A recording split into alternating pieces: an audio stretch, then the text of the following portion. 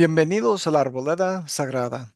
En este video seguiremos con la lectura del libro José y Moroni, Siete Principios que Moroni enseñó a José Smith, un libro escrito por LeGrand L. Baker y Christopher J. Coleman. Si ustedes son nuevos al canal, les invito a que puedan suscribirse al hacer clic en el botón que se encuentra abajo. Después de hacer clic ahí, favor de hacer clic en la campanita y seleccionar la opción de recibir todas las notificaciones del canal. Así van a saber cada vez que salga un nuevo video para ustedes. Les invito a que puedan aprovechar y ver los otros videos del canal para poder disfrutar de varios temas doctrinales, temas de la historia de la iglesia y otros estudios más profundos dentro de las escrituras. Les recuerdo la más reciente serie que he hecho sobre un estudio más profundo con respecto a la primera visión. Bastantes de sus preguntas seguramente serán contestadas mientras vimos o en esa serie vemos varios detalles de los relatos de la primera visión. Ahora bien, hermanos, en este video vamos a seguir con el sexto capítulo, es decir, el sexto principio. Esta es la segunda parte. Este principio nuevamente se llama El Señor ya ha planificado el éxito de sus hijos. Les recuerdo que en la primera parte vimos tres de las subsecciones que a José se le manda traducir las planchas menores de Nefi. Hablamos del sabio propósito del Señor. Vimos Oliverio Cowdery viene a ayudar a José y la restauración del sacerdocio arónico. Seguiremos con las siguientes tres subsecciones de este principio: la restauración del sacerdocio de Melquisedec. Los Whitmers se preparan para recibir sus invitados y Moroni transporta las planchas por José. Sigamos entonces con la lectura este, de este sexto principio, que el Señor ya ha planificado el éxito de sus hijos. Ahí les va. La restauración del sacerdocio de Melquisedec. Debido a su obediencia y sacrificio, una bendición aún más grande les esperaba a José y a Oliverio, la de recibir el sacerdocio de Melquisedec. Durante su visita para conferir sobre ellos el sacerdocio arónico, Juan el Bautista informó a José y a Oliverio que obraba bajo la dirección de Pedro, Santiago y Juan, quienes poseían las llaves del sacerdocio de Melquisedec, sacerdocio que nos sería conferido, dijo él, en el momento oportuno. José Smith, Historia 1:72. ¿Cuándo sería ese momento oportuno? Después de este evento, José escribió: nos vimos obligados a guardar en secreto las circunstancias relativas al haber recibido el sacerdocio y el habernos bautizado, por motivo del espíritu de persecución que ya se había manifestado en la región. José Smith, Historia 1:74. Parece que ese momento oportuno fue durante este momento de persecución, debido a evidencias sugiriendo que esto ah, sucedió un día entre un periodo de 13 días, desde el 16 de mayo hasta el 28 de mayo de 1820. Estas fechas son muy probables para la restauración del sacerdocio de Melquisedec, aunque ni José ni Oliverio escribieron la fecha en la cual recibieron este sacerdocio mayor. Debido a que la restauración del sacerdocio arónico tuvo que suceder bajo las manos de uno que poseyera las llaves de esta autoridad, Juan el Bautista fue esa persona, ya que fue sacerdote según el orden de su padre y tuvo las llaves del sacerdocio de Aarón, se necesitaba la misma situación para restaurar el sacerdocio de Melquisedec. En 1873, el elder Orson Pratt perfectamente describió este principio. Él dijo: José Smith y Oliverio Cowdery deseaban esa autoridad mayor, y el Señor se la dio por medio de Pedro, Santiago y Juan. ¿Para qué? Para conferirles el apostolado. Ahora, ¿quién tendría mayor autoridad que Pedro, Santiago y Juan, los tres antiguos apóstoles mayores, cuando murieron? Cuando Pedro fue crucificado de cabeza y Santiago murió como mártir, su sacerdocio no se les fue quitado.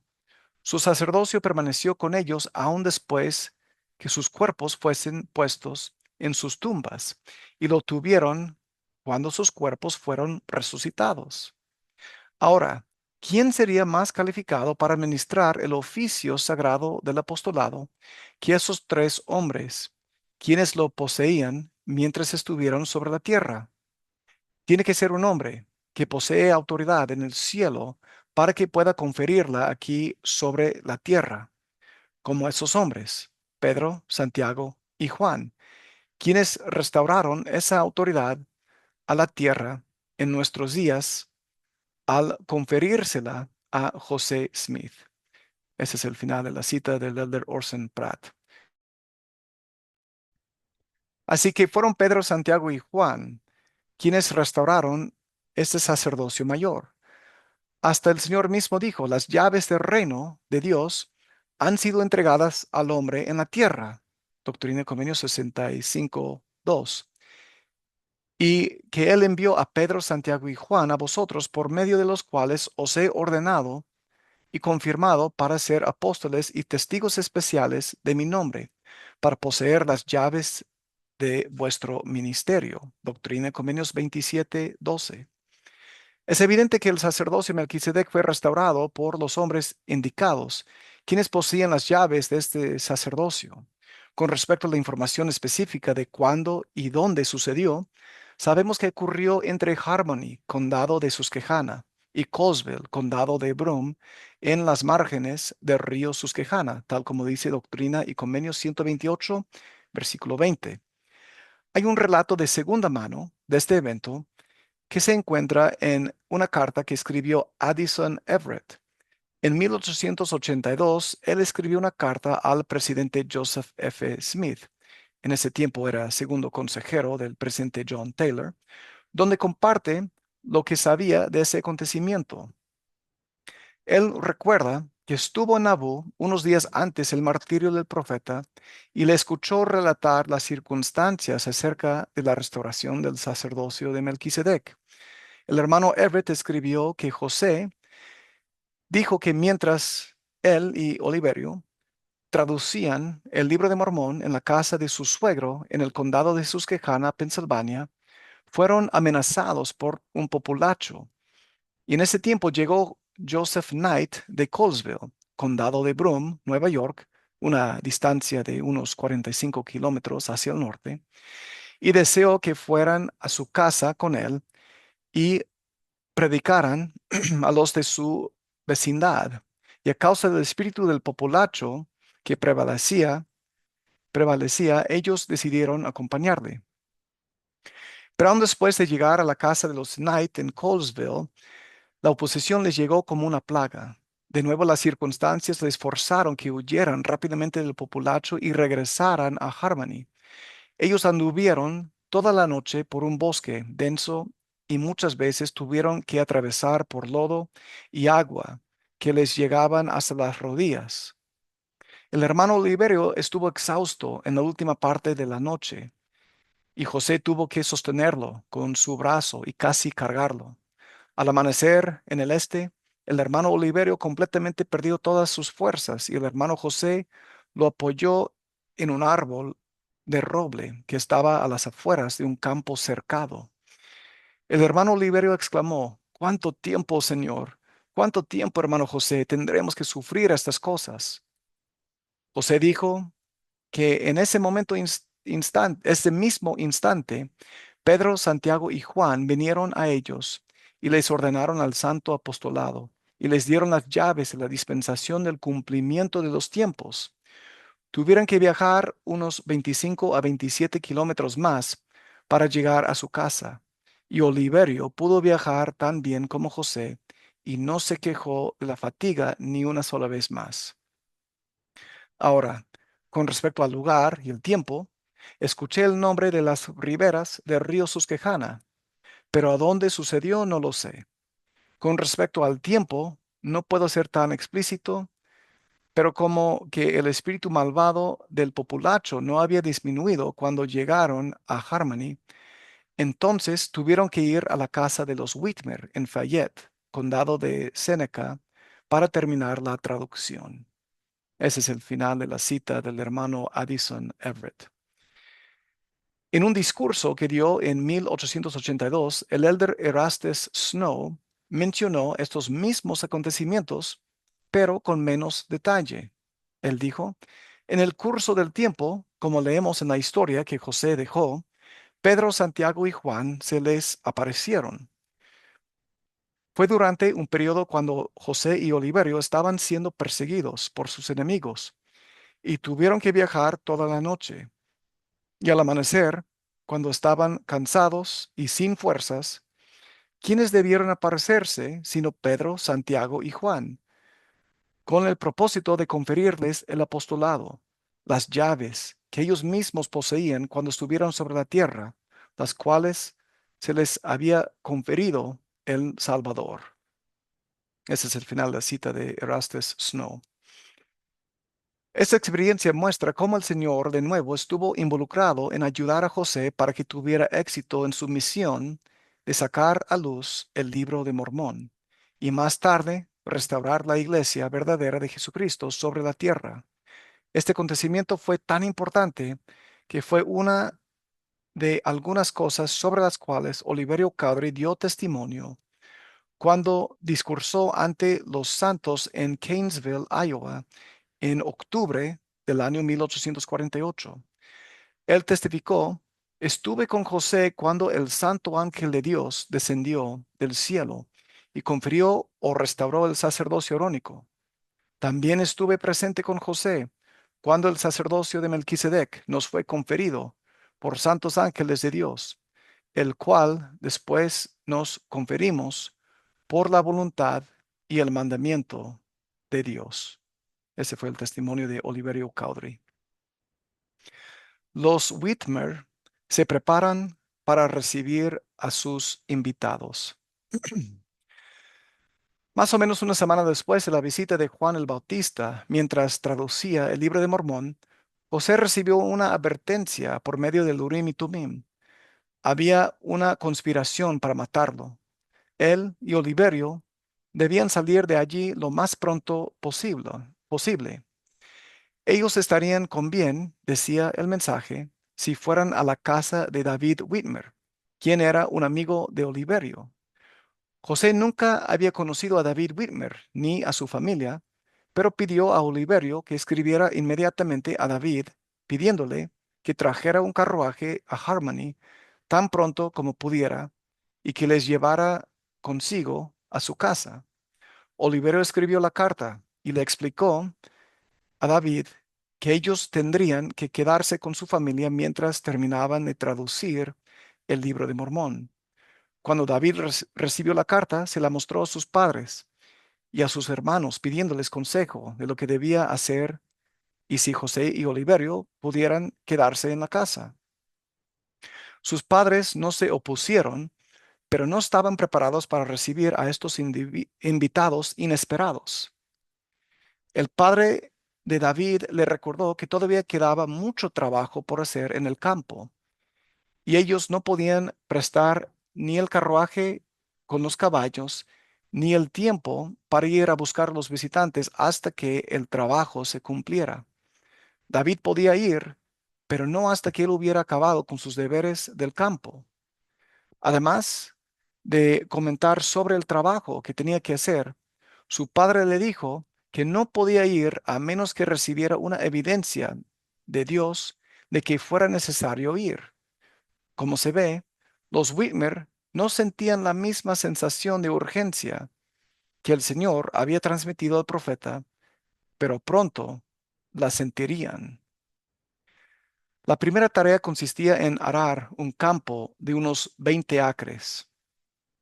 La mañana después de haber recibido la carta de Oliverio, David salió a primera hora para empezar a arar, pero vio que alguien se había llevado el arado del lugar en el patio donde la familia Whitmer siempre lo guardaba.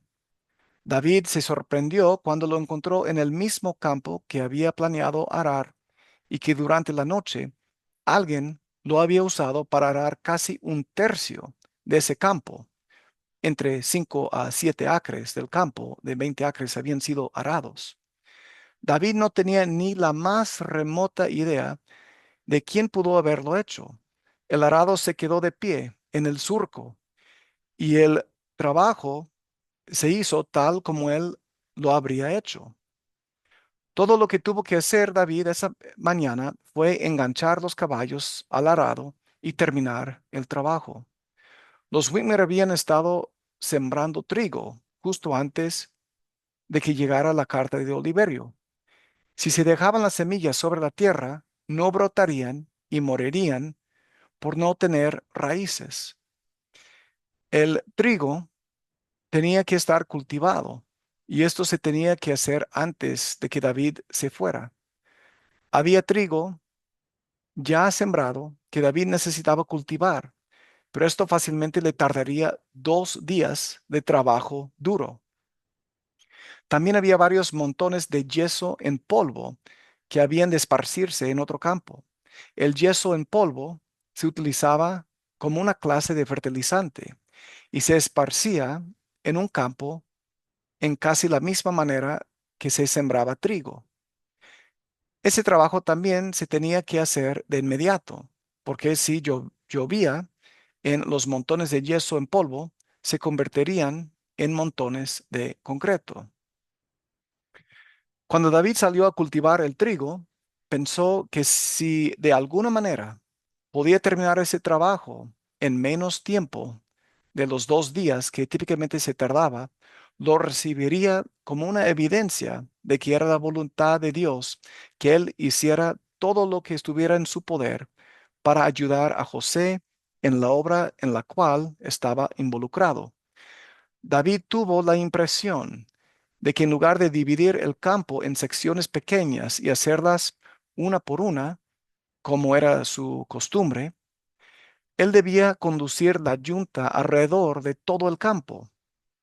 Cuando se detuvo para almorzar, miró al campo y descubrió, para su sorpresa, que había cultivado la mitad del trigo. Después de almorzar, continuó como antes, y para el fin del día había terminado todo el campo. Había hecho 2 días de trabajo en un solo día. Su padre empezaba a sentir que había algo más urgente, por lo cual debían ir por José y Oliverio. La velocidad con la que los obstáculos de David fueron quitados para que se fuera confirmó sus sentimientos, comentando a la familia que debió haber una mano divina en esta situación. Su padre pidió a David que fuera a buscar a sus invitados directamente después de esparcir el yeso en polvo. David planeaba comenzar esa tarea la siguiente mañana.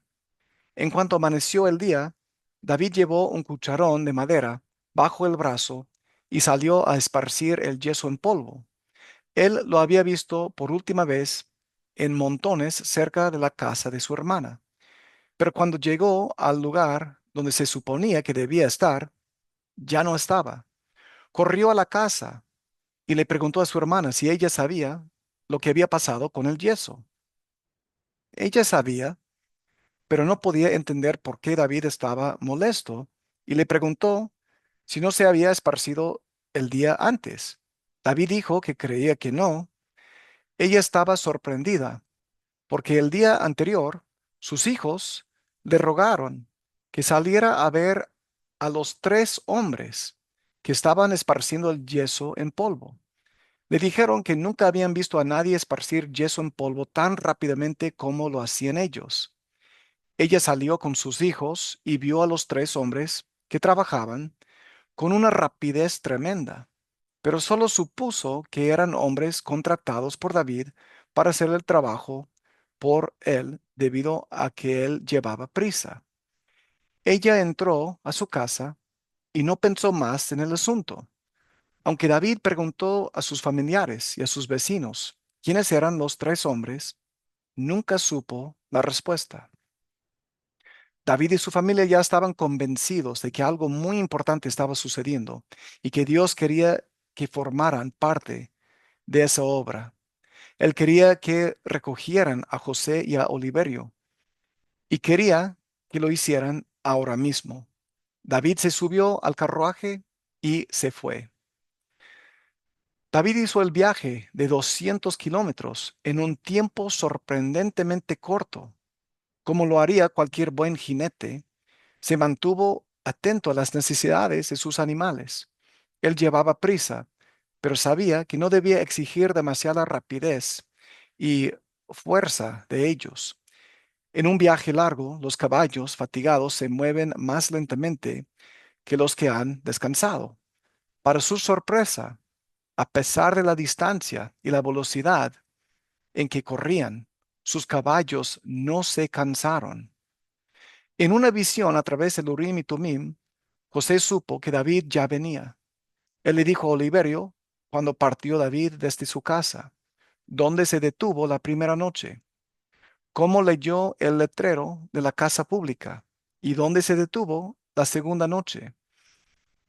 Cuando a David le faltaban pocos kilómetros para llegar a la casa de José, el profeta también lo sabía.